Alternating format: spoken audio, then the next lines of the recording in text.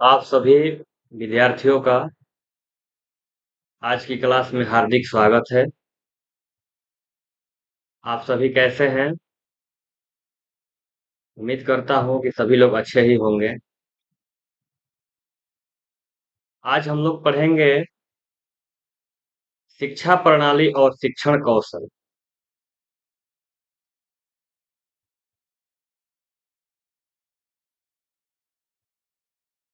तो सबसे पहले हम लोग जान लें कि शिक्षा का अर्थ और महत्व क्या होता है। शिक्षा केवल ज्ञान प्राप्त करना नहीं है, बल्कि यह एक निरंतर चलने वाली प्रक्रिया है, जो व्यक्ति के संपूर्ण व्यक्तित्व का विकास करती है और यह समाज का नींव है। यह विषय शिक्षा जगत में अत्यंत महत्वपूर्ण है। इसके अध्ययन से न केवल ज्ञान में वृद्धि होती है, बल्कि व्यवहारिक जीवन में भी इसके बहुत सारे लाभ हैं। जब हम शिक्षा की गहराई में जाते हैं, तो हमें इसके बहुआयामी प्रभावों का पता चलता है। विशेषज्ञों का मानना है कि इस पहलू को समझे बिना शिक्षा का मूल उद्देश्य पूरा नहीं हो सकता है। यह समाज, शिक्षक और छात्र तीनों के लिए एक मार्गदर्शक सिद्धांत की तरह कार्य करता है। इसके निरंतर अभ्यास और समझ से एक बेहतर और मजबूत शिक्षा प्रणाली का निर्माण संभव है। प्यारे बच्चों, आज की क्लास में आप लोग शिक्षा का अर्थ और महत्व की मैंने व्याख्या कर दी है। अब आप लोगों से कुछ सवाल भी पूछना चाहता हूँ। कल्पना कीजिए, यदि किसी व्यक्ति के पास बहुत सारा धन संपत्ति हो, ऊंची ऊंची डिग्रियां हो, दुनिया की हर सुविधा हो, लेकिन उसके भीतर यदि सत्य, ईमानदारी, संवेदनशीलता और सही निर्णय लेने की क्षमता न हो, तो क्या हम उसे वास्तव में शिक्षित कहेंगे? नहीं। तो यहीं से शिक्षा का वास्तविक अर्थ प्रारंभ होता है।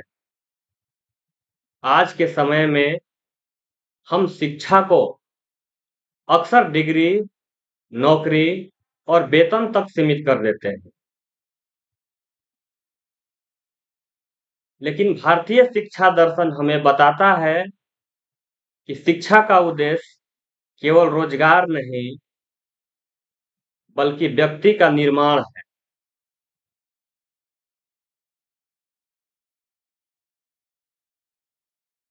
भारतीय संस्कृति में कहा गया है कि सा विद्या या विमुक्तय, सा विद्या या विमुक्तय। इसका अर्थ होता है कि मनुष्य को अज्ञान, भय, अंधविश्वास, संकीर्ण सोच और बुराइयों से मुक्त कर दे। यही शिक्षा का सर्वोच्च उद्देश्य है। अब मैं आपसे एक और प्रश्न पूछता हूं कि एक डॉक्टर कौन बनाता है? एक इंजीनियर कौन बनाता है? एक वैज्ञानिक कौन बनाता है?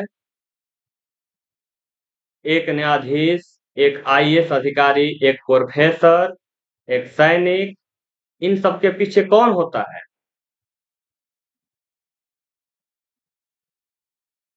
तो इन सबके पीछे होता है एक शिक्षक। यानी हर सफल व्यक्ति की सफलता के पीछे किसी न किसी शिक्षक का योगदान अवश्य होता है। बिना शिक्षक के कोई भी व्यक्ति सफलता की सीढ़ियों पे नहीं चढ़ सकता है।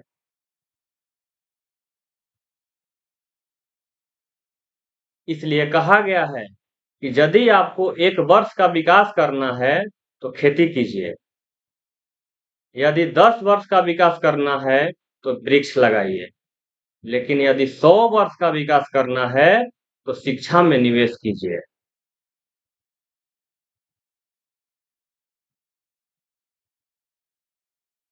अब प्रश्न है कि शिक्षा क्या है? अब मूल प्रश्न पर आते हैं, शिक्षा क्या है? तो प्यारे बच्चों, शिक्षा केवल पुस्तकों का ज्ञान नहीं है। शिक्षा केवल पुस्तकों का ज्ञान नहीं है। शिक्षा केवल परीक्षा पास करने का साधन नहीं है। शिक्षा केवल नौकरी पाने का माध्यम नहीं है। तो शिक्षा वह सतत प्रक्रिया है जो मनुष्य के भीतर छिपी हुई संभावनाओं को पहचानती है, उन्हें विकसित करती है और उसे एक बेहतर इंसान बनाती है। प्यारे विद्यार्थियों, स्वामी विवेकानंद ने कहा था कि शिक्षा वह है जिससे मनुष्य में पहले से विद्यमान पूर्णता का विकास। तो इसका अर्थ है, शिक्षा बाहर से कुछ थोपती नहीं, बल्कि व्यक्ति के भीतर छिपी प्रतिभा को बाहर लाती है। शिक्षा कब से शुरू होती है? क्या शिक्षा स्कूल से शुरू होती है? तो इसका जवाब होगा नहीं। एक बच्चा जन्म लेते ही सीखना शुरू कर देता है। एक बच्चा जब जन्म लेता है वहीं से सीखना शुरू कर देता है। वह सबसे पहले अपनी माँ से भाषा सीखता है, पिता से अनुशासन सीखता है, परिवार से संस्कार सीखता है और समाज से व्यवहार सीखता है।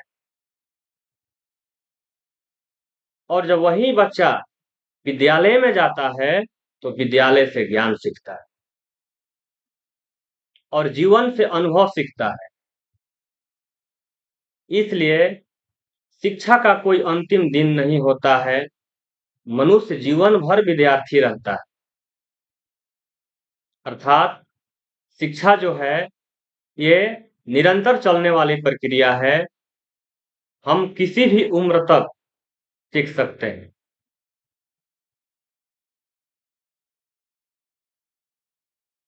प्यारे बच्चों, अब थोड़ा सा हम लोग जान लें शिक्षा का महत्व। शिक्षा इतनी महत्वपूर्ण क्यों है? क्यों जरूरी है शिक्षा? तो शिक्षा इसलिए जरूरी है क्योंकि यह सोचने की शक्ति देती है, सही और गलत में अंतर करना सिखाती है, आत्मविश्वास बढ़ाती है, आत्मनिर्भर बनाती है और वैज्ञानिक दृष्टिकोण से हमें विकसित करती है। एक शिक्षित व्यक्ति केवल अपना जीवन नहीं बदलता, बल्कि आने वाली पीढ़ियों का भविष्य भी बदल देता है। जैसे आप लोग के सामने एक उदाहरण देते हैं।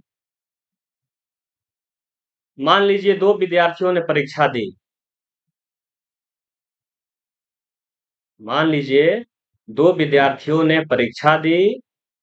पहले विद्यार्थी के 99% अंक आए और दूसरे विद्यार्थी को 85% अंक आए। ध्यान दीजिए, 2 विद्यार्थी ने परीक्षा दी। पहले विद्यार्थी को 99% अंक आए और दूसरे विद्यार्थी के 85% अंक आए। लेकिन पहला विद्यार्थी भ्रष्टाचार करता है, झूठ बोलता है और दूसरों का सम्मान नहीं करता है। पहला व्यक्ति भ्रष्टाचार, झूठ और दूसरों का सम्मान नहीं करता है। वही जो दूसरा विद्यार्थी है जिसका मार्क्स कम आया है, वह विद्यार्थी ईमानदार है, संवेदनशील है और समाज की सेवा करता है। तो अब आप लोग बताइए कि वास्तव में शिक्षित कौन है?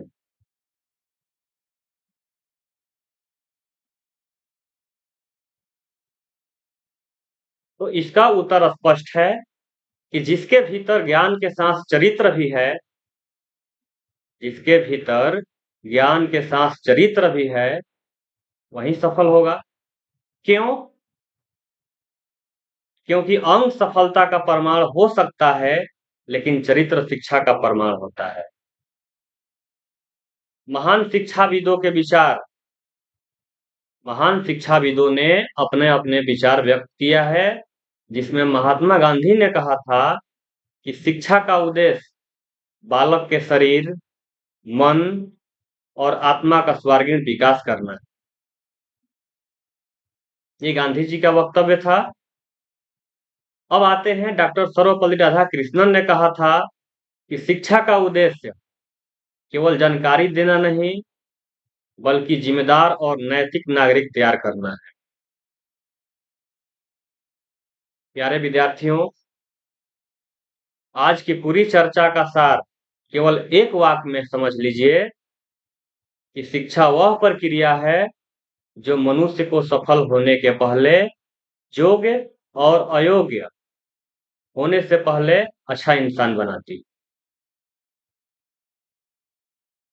याद रखिए, यदि धन खो जाए तो कुछ नहीं खोता, यदि धन खो जाए तो कुछ नहीं खोता, यदि स्वास्थ्य खो जाए तो बहुत कुछ खोता है, लेकिन अगर चरित्र खो जाए तो सब कुछ खो जाता है। और चरित्र का निर्माण शिक्षा ही करती है। इसलिए शिक्षा का अंतिम लक्ष्य डिग्री नहीं, व्यक्तित्व है।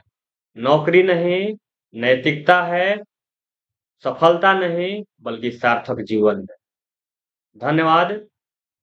अगली कक्षा में हम शिक्षा के प्रकार, औपचारिक, अनौपचारिक और निरौपचारिक शिक्षा का विस्तार से अध्ययन करेंगे। आज के लिए इतना ही। धन्यवाद।